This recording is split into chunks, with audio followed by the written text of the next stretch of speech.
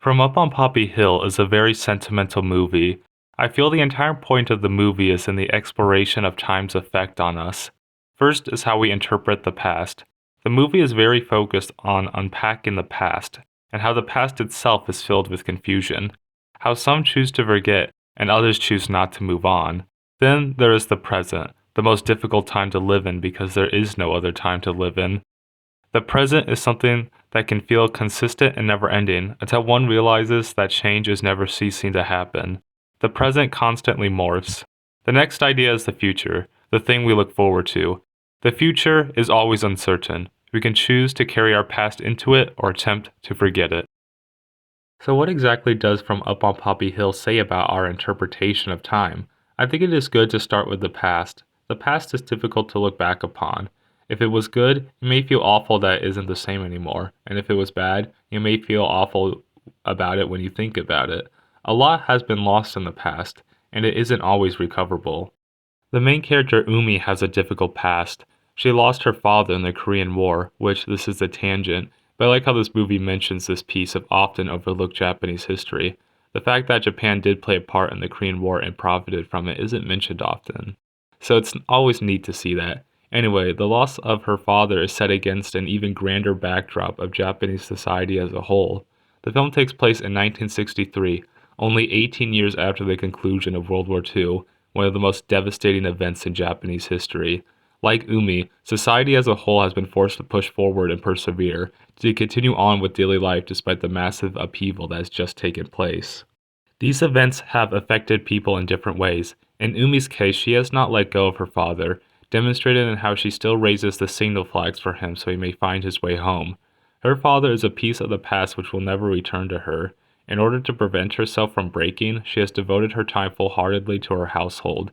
Despite it being a stressful and consuming occupation, Umi is able to find a sense of normalcy in her everyday tasks and get used to the people around her. However, just like her father, these people in her life are not permanent fixtures either. They come and go from living in the house. The present is an ever-changing medium, and things never stay fixed. So, what do we connect to? In the movie, it is the Latin quarters that become the symbol of the past. The building resides on the school grounds, and the boy students have been using it as a base of operations for years for all their school clubs. The school, however, plans to tear the building down. This action begins to bring the entire school together to save the building.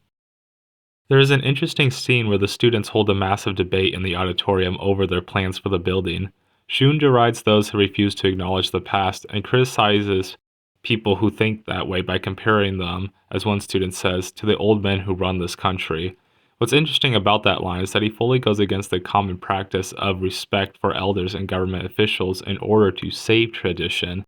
Essentially, he and the younger generation have taken it upon themselves to ensure the continuing line of tradition, as they have come to the conclusion that their elders have failed them in that regard.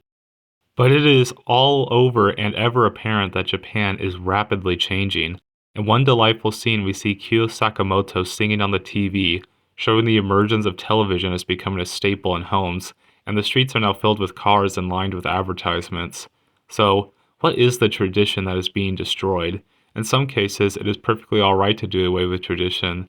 In this time frame, women began having more opportunities, which is a good break from the traditional role of being merely seen as housewives and mothers, especially seen by Umi's mother, who's able to go to the United States for her career.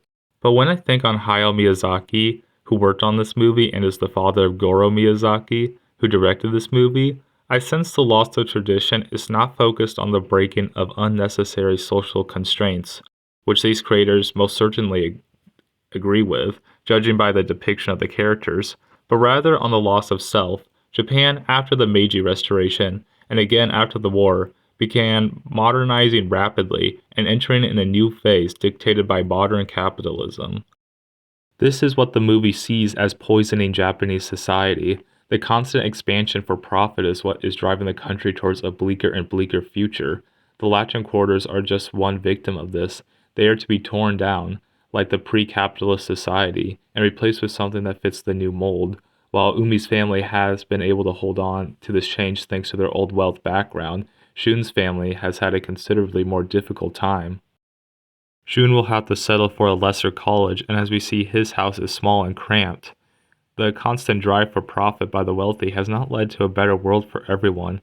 Saving the Latin quarters is Shun's way of pushing back against the societal tide, because what this movie sees as tradition is community. Community is how humans had to live before the concept of capitalism arrived, and is still how we have to live even if the world demands us to be independent. The clubhouse is the center of community for these characters. It is where they find their happiness in this ever-changing world. It is a rejection of the modern world. There, everyone works together for the sake of preserving the building with no profit incentive. It stands in stark contrast to the group's visit to Tokyo, where the bustling city is buried in advertisements, and where people go in and out of each building without a sense of belonging to any one. The clubhouse had to be changed. It had to be renovated. It isn't the same as before. It was improved, and even in the course of that, some things were lost. But it emphasizes the importance of coming back and rebuilding. We can only rebuild with what we had before, the knowledge of what we did in the past. But that doesn't mean we have to follow the course of the past.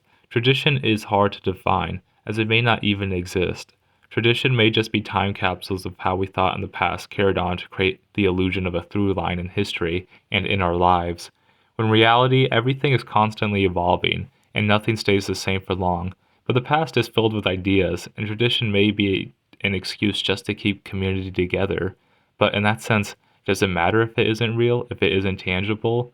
Being with other people is the reward. That is what the past has really taught us, that in times of hardship, stress, and loneliness, it is other people who can pull us back up. It is ourselves who can help other people. As we see in Umi, her feelings about her world have been locked away. She avoids her grandmother's questions, and she remains silent on the subject. She dreams of her mother and father returning because she wants the burden of her past and responsibilities lifted, if even for just a moment. And what I like about this movie is in how realistically this is portrayed. Sometimes we want to talk to people, and it is just difficult. It took a lot of stuff to happen before Umi finally broke in front of her mother and revealed how much she had truly been feeling inside up to that point. This further emphasizes the importance of community and having someone there to be there for you, because no one can live without that. Umi has been stuck in her place for too long. Shun is the escape she needed, but when Shun begins to shun her, you truly feel that disappointment, the sudden loss of hope that things can change. But no matter what, we can always prevail. Umi is able to get through it, but it is alright to accept the past will never leave us, as Umi still raises the flags at the end of the film, still asking for her father's return. But she is sending a new message too, to Shun, the past and present living together, the illusion of time never ceasing.